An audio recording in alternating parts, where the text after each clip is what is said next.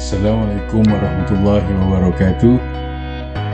Saya Muhammad Yassin bin Ilyas, nombor metrik 266134 dari PIS Zon Kuantan, akan mempersembahkan berkaitan karya bab 7 iaitu Pembangunan Ekonomi Malaysia. Berkisar kepada bab ini, saya ingin menyentuh beberapa iaitu melalui pengenalan berkaitan pembangunan ekonomi Malaysia, yang mana kita lihat pada kadar keberhasilan dari segi kegiatan ekonomi yang dilalui oleh pelbagai sektor seperti perkara yang berkaitan sumber asli, bahan mentah, pertanian, perikanan dan perlombongan. Berkisar kepada konsep pembangunan ekonomi, kita kembali ke era penjajahan Inggeris, yang mana ia mula minat terhadap tanah Melayu apabila secara realitinya telah menguasai sistem pertumbuhan ekonomi negara sejak sebelum era kemerdekaan lagi. Kita ketahui Selat Melaka menjadi nadi kepada sistem perdagangan laut, yang mana pihak Inggeris telah menjadikan satu hub kepada hub dagangan melalui pertumbuhan ekonomi di tanah Melayu ketika itu. Jadi jika di zaman itu pelibatan di antara negara-negara Asia Barat, China, Portugis yang telah membuka lembaran lebih luas ke atas pembangunan ekonomi tanah Melayu melalui dagangan Selat Melaka, iaitu yang mana strategi pentadbiran kerajaan ketika itu dilihat tidak berkemampuan, sehingga pada tahun 1956 sehingga 1960 negara Malaysia telah mencapai kemerdekaan. Maka penubuhan kerajaan pentadbiran yang baru merencanakan suatu rancangan Malaya pertama pada tahun 1956 itu. Jadi perancangan ini dilihat melalui sejarah pembangunan ekonomi negara tertumpu kepada ke arah aspek pembangunan ekonomi melalui pelaksanaan yang utama, iaitu melalui sektor pertanian negara. Sektor pertanian negara dilihat sebagai satu nadi keberhasilan sumber pendapatan negara yang terarah kepada kebangkitan kemajuan ekonomi negara Malaysia. Seterusnya, 2.0 iaitu idea dan andaian. Menyentuh perkara dalam bab ini, kita melihat kepada strategi penstrukturan pembangunan ekonomi Malaysia bermula melalui jentera pentadbiran kerajaan, yang mana ia berteraskan kepada pelbagai sektor-sektor khas yang menyusun kegiatan aktiviti ekonomi masyarakat setempat. Sektor ini dilihat sebagai satu elemen yang membantu pertumbuhan ekonomi secara tersusun, yang dikenali sebagai sektor pertama, sektor kedua dan sektor ketiga. Bermula kepada elemen yang pertama, iaitu kerajaan mewujudkan sektor pertama terhadap penglibatan kegiatan aktiviti ekonomi yang berunsurkan pertanian seperti peladangan, tanaman pertanian, perikanan, peladangan, perlombongan sebagai sumber proses pengeluaran produk, barangan dan keperluan hidup masyarakat pada asalnya. Melalui sektor yang kedua sebagai satu elemen pembangunan ekonomi Malaysia dengan menyentuh kesinambungan ke atas proses yang telah berlaku melalui sektor yang pertama, di mana sektor ini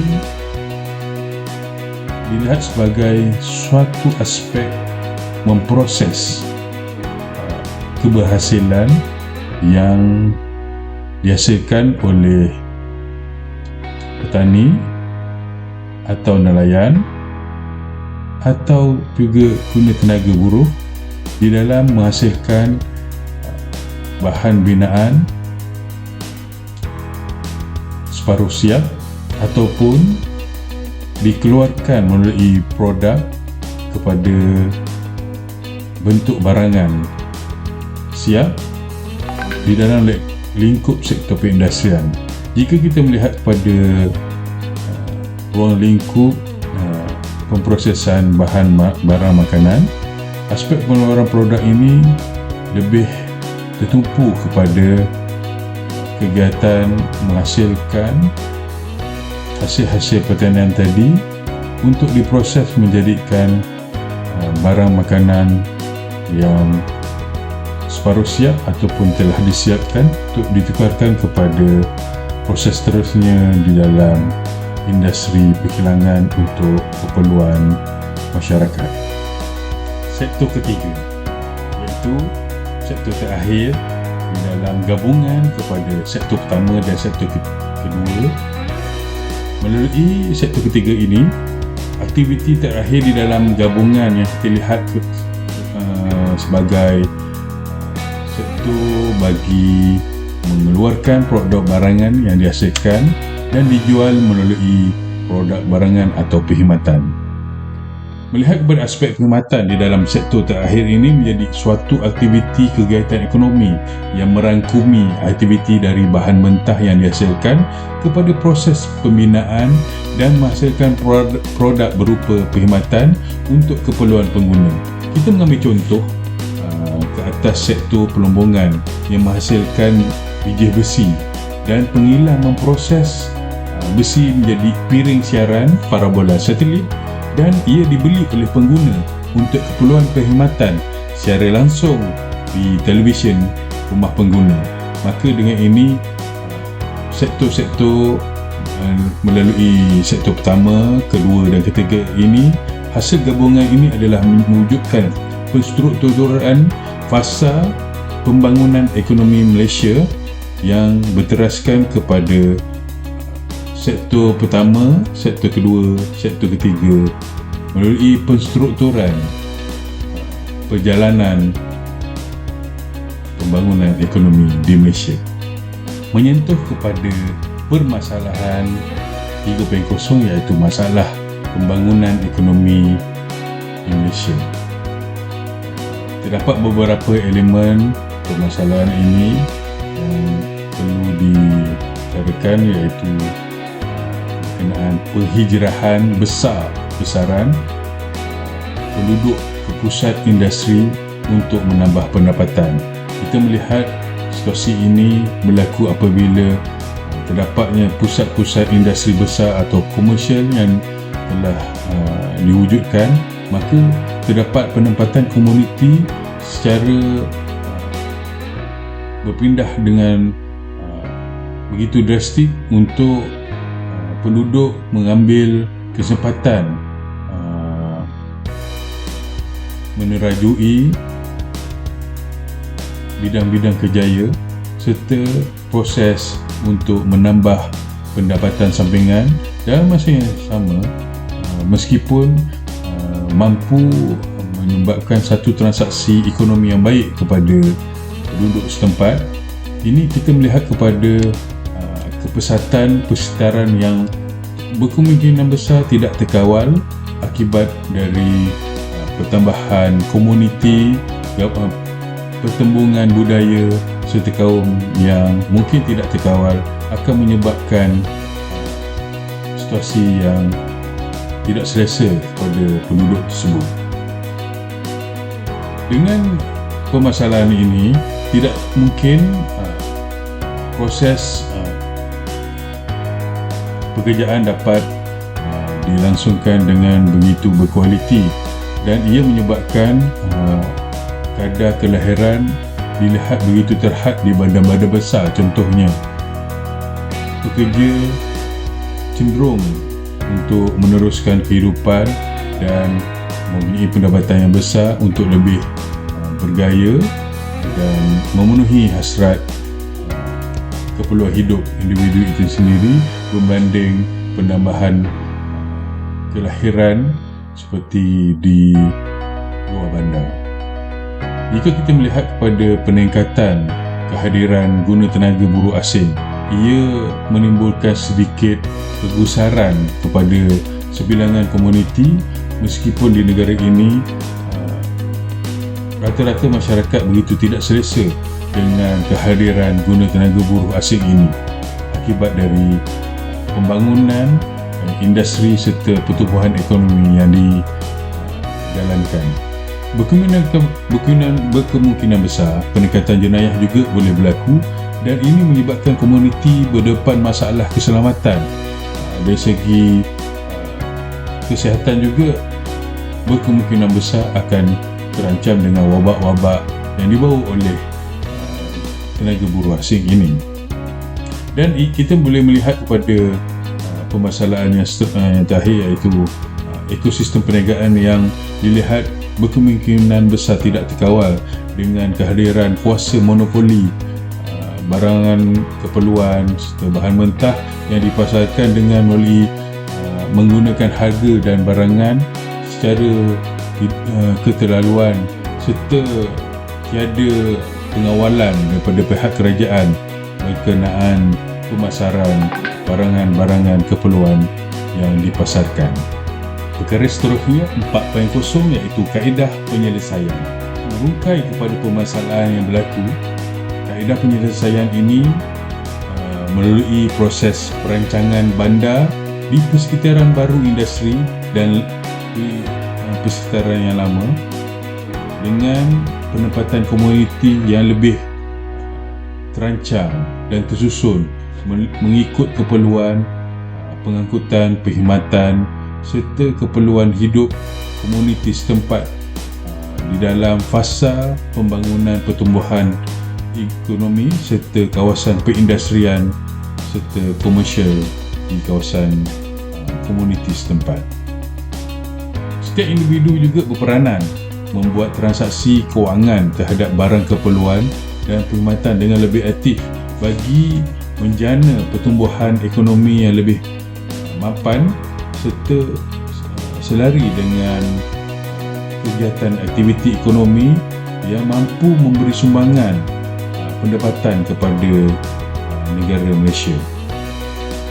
Melalui pengumpulan hasil-hasil dana kerajaan peruntukan, maka melalui belanjawan negara, agihan dana ini yang telah diperuntukkan kepada golongan sasaran, sewajarnya pihak kerajaan dapat memantau serta proses ini dapat dimanfaatkan oleh golongan sasaran iaitu masyarakat serta agensi yang terlibat bagi menjadikan dana kerajaan ini dapat diagihkan kepada golongan yang benar-benar memerlukan. Ini adalah satu kaedah penyelesaian yang baik yang mana kerajaan perlu juga melihat kepada kegiatan aktiviti ekonomi yang lebih merangsang kepada perkembangan sektor perkhidmatan dan pembinaan yang boleh diperkasakan melalui kerjasama erat di antara agensi swasta serta kerjasama daripada perkhidmatan serta pelabur asing dari luar negara dengan kerjasama yang lebih erat bagi memberi tumpuan penuh kepada sumbangan pendapatan ekonomi negara.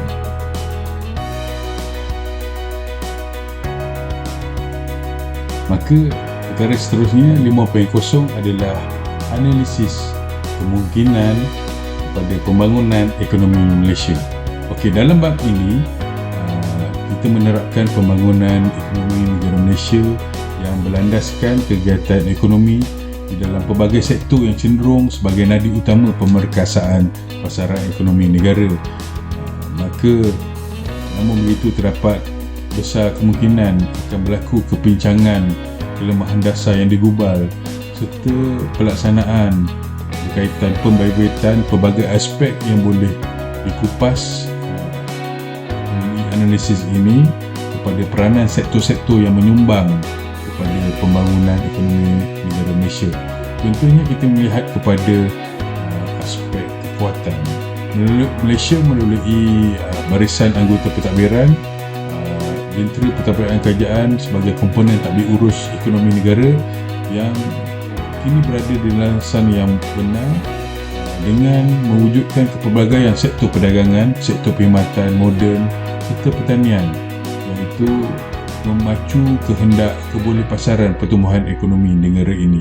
Maka di sini kita melihat kepada ekosistem kehidupan rakyat melalui sosiopolitik dan gabungan sosioekonomi yang stabil mampu mewujudkan landasan serta peluang-peluang perniagaan melalui aktiviti kegiatan ekonomi yang dilakukan oleh rakyat serta agensi-agensi yang terlibat. Menyentuh kepada kelemahan pada analisis dalam bab ini, episod perubahan kepada aspek era baru pembangunan ekonomi Malaysia pada dasarnya kurang menumpukan aspek kepimpinan tampuk pemerintahan negara melalui konteks geopolitik.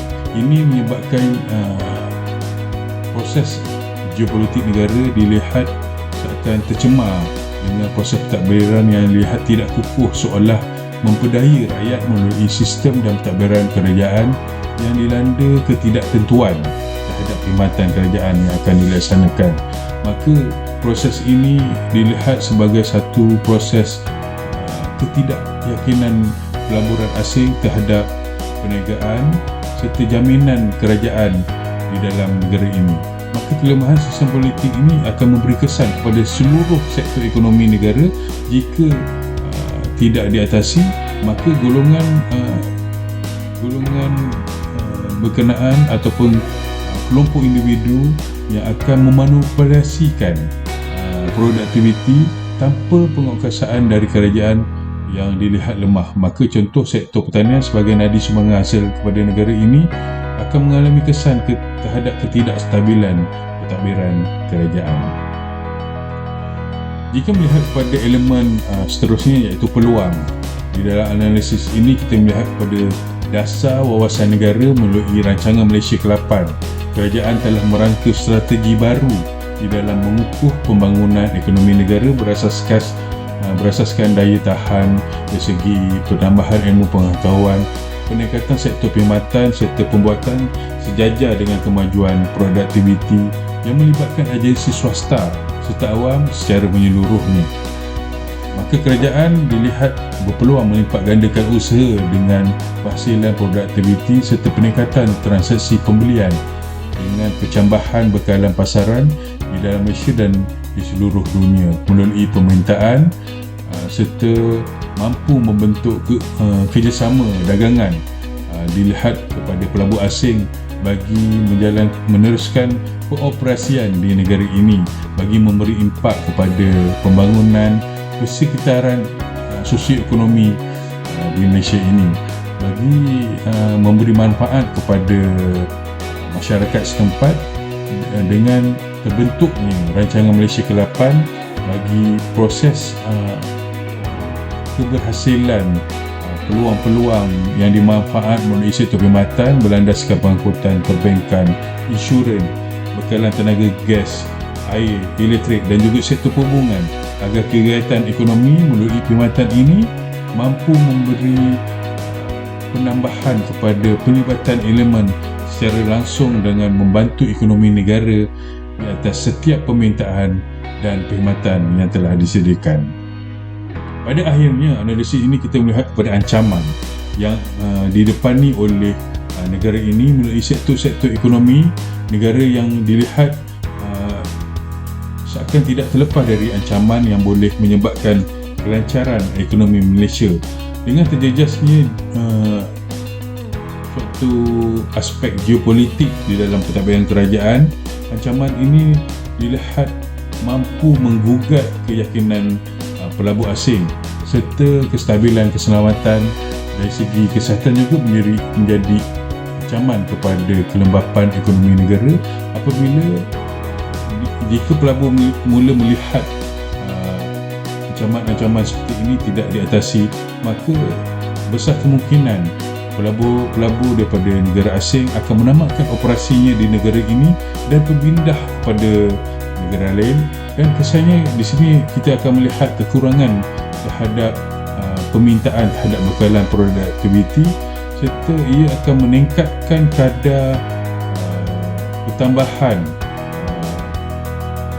kekurangan pekerjaan kepada masyarakat di negara ini. Maka ancaman ini dia akan menyebabkan negara berada di bawah fasa kelembapan ekonomi seiring yang berlaku dengan ekonomi global yang dilihat bergerak secara perlahan. Maka kita melihat kepada sektor perniagaan akan berada dalam situasi yang berisiko untuk meneruskan perniagaan. Malah senario ini dilihat akan merebak sehingga memberi kesan besar kepada kemerosotan ekonomi dan juga kehilangan pendapatan negara ketika pertumbuhan ekonomi negara sedang rancak dilaksanakan di negara ini.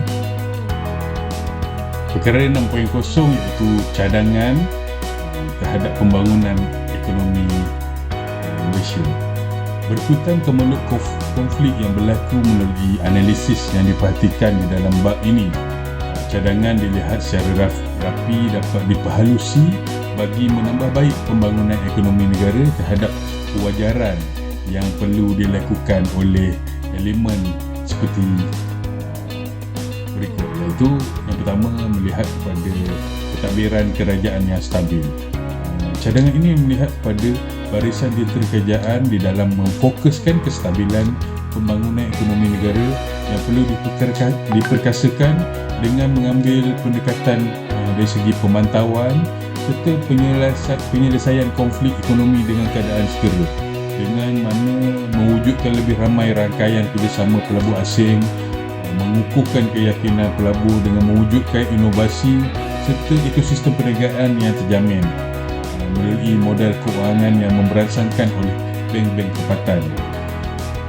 Bank-bank tempatan ini akan melipat gandakan usaha dari segi keberhasilan promosi demi kelestarian kehidupan rakyat di negara ini di mata dunia, serta memastikan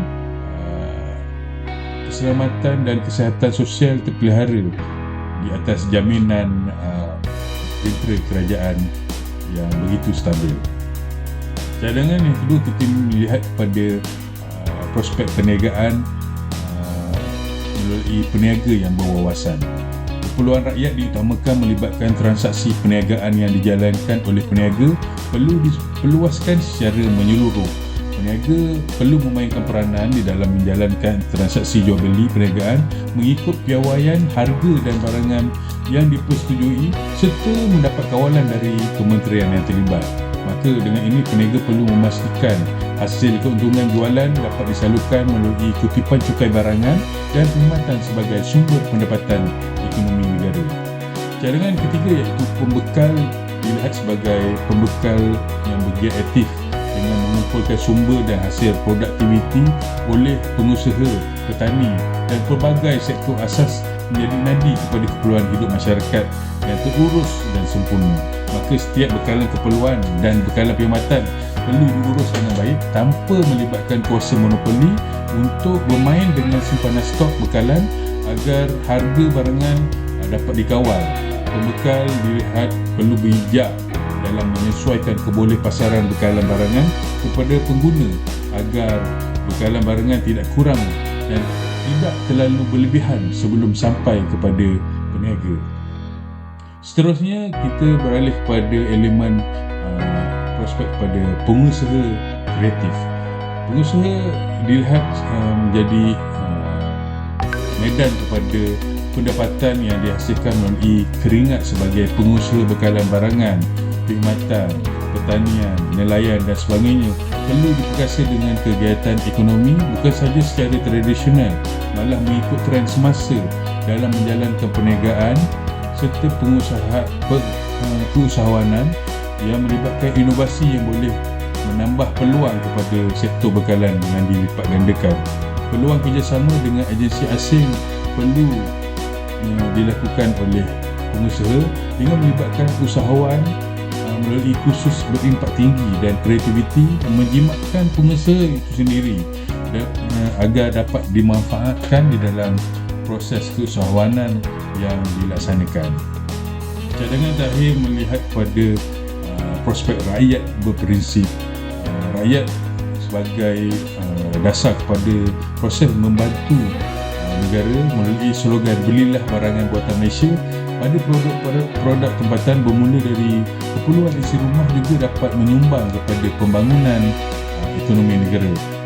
Ia bukan sahaja transaksi sebagai pembelian yang dilakukan di atas permintaan rakyat sebagai pengguna, dan membeli barangan oleh peniaga memberi kesan kepada proses bekalan dan ekosistem yang mapan di dalam membentuk urus niaga kewangan serta penambahan bekalan terhadap permintaan demi menjana peluang pekerjaan.